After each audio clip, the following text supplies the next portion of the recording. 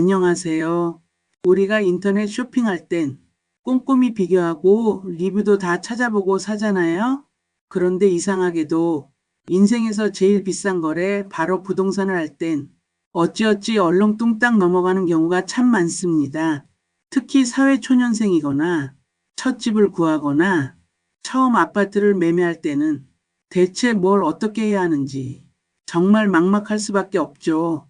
그래서 오늘은 처음 집을 구하거나 전세, 월세, 임대차 계약이거나 매매 계약을 처음 하거나 아파트를 살 때 꼭 알아야 할 중요한 사항을 정말 쉽게 차근차근 알려드리겠습니다. 물론 부동산 중개사가 도와주긴 하지만 내가 대략적인 흐름이라도 알고 있어야 괜한 분쟁도 막을 수 있고 나중에 내가 몰라서 손해받는 이런 일도 피할 수 있어요.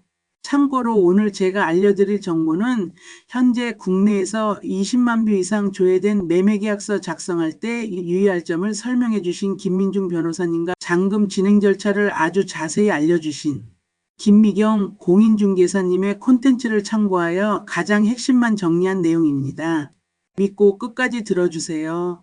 자, 그럼 본격적으로 시작해 볼게요. 우선 첫 번째 계약서 작성할 때 가장 중요한 것은 처음 계약서를 쓸 때는 무조건 등기부등본과 건축물 대장을 직접 발급받아서 확인하셔야 합니다. 소유자가 맞는지, 집에 대출이나 전세권이 설정돼 있는지, 면적이나 주소가 정확한지, 이걸 제대로 확인 안 하면 나중에 계약 무효까지 갈 수 있습니다. 또 계약서 작성 시에는 등기부등본과 건축물 대장에 적힌 내용 그대로 주소, 면적, 집원을 정확하게 써야 합니다. 그리고 매도인이라고 하는 집주인의 신분증을 확인하고 이름, 생년월일, 주소를 꼼꼼히 체크하세요. 신분증 사본도 꼭 받아두는 게 좋습니다.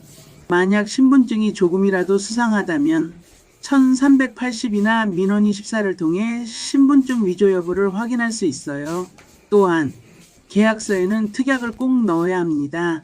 예를 들면 상대방이 계약을 어길 경우 계약금 몰수 조항이라든지 대출 협조 의무라든지 누수, 곰팡이 등을 말하는 하자에 대한 처리 책임이라든지 세금, 공과금 정산 책임 이런 특약이 없으면 나중에 문제 생겼을 때 정말 곤란해질 수 있어요. 요즘은 부동산 중개 수수료를 아낀다고 당근이라든지 직접 당사자 간의 거래를 하시는 분들이 있는데 솔직하게 저는 권장하지 않습니다. 위에 특약사항에 적힌 내용의 문제가 발생 시 당사자 간의 거래는 자칫 잘못하면 분쟁으로 변질될 수 있습니다.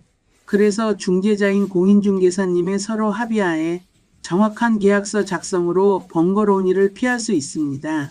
자, 계약을 잘했다면 이제 남은 건 잔금 처리입니다. 잔금 날에는 매도인과 매수인 모두 완벽한 서류 준비가 필수입니다.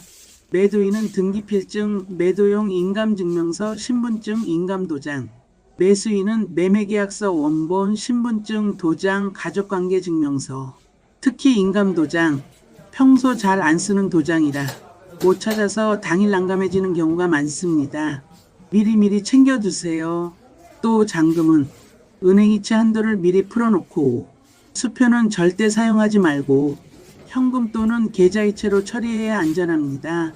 만약 매도인 집에 대출이 남아있다면 당일 대출은행 콜센터에 전화해서 가상계좌를 받아서 대출금 먼저 갚고 나머지 잔금을 매도인 계좌로 이체하는 방식으로 진행합니다. 그리고 대출 말소까지 꼭 확인해야 합니다. 말소 안 하면 나중에 큰 문제가 생길 수 있어요. 말소는 당일날 말소 서류를 접수하게 되면 접수중이 발급된 것을 확인하면 안전합니다. 잔금까지 끝냈다면 마지막으로 관리비 정산 확인, 공동연관 비밀번호, 키, 쓰레기, 카드 인수, 아파트 관련 물품까지 주고받기 이렇게 깔끔하게 마무리해야 진짜 잔금 처리가 완료된 겁니다. 아파트 매매 처음엔 정말 어렵게 느껴지지만 이렇게 기본 흐름과 주의할 점만 알고 있으면 당황하지 않고 안전하게 거래를 마무리할 수 있습니다. 마지막으로 계약금, 중도금, 잔금에 대해 꼭 기억해야 할 주의사항을 짧게 정리해 드리겠습니다. 계약서에 도장을 찍고 계약금을 입금하면 거래가 성립된 것입니다. 계약금의 금액은 거래 금액의 10%로 정하는 것이 일반적입니다. 또 중도금이 있는 계약은 계약금 해제가 안 됩니다. 즉 계약금을 포기하고 깨는 것도 불가능하다는 뜻입니다. 또한 중도금을 지급할 때는 어떤 목적으로 지급하는지 통장 내역에 반드시 남겨주세요. 마지막으로 잔금 지급은 부동산 매매의 최종 단계입니다.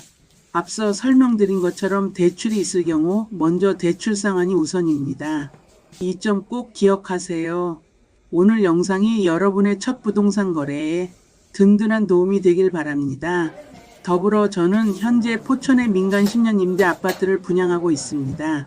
서희 스타일스에서 시공하는 민간 10년 아파트에 관심이 있다면 댓글에 링크된 영상도 참조하시어 연락 바랍니다. 최선을 다하겠습니다. 도움이 되셨다면 구독, 좋아요, 알림 설정 부탁드릴게요. 감사합니다.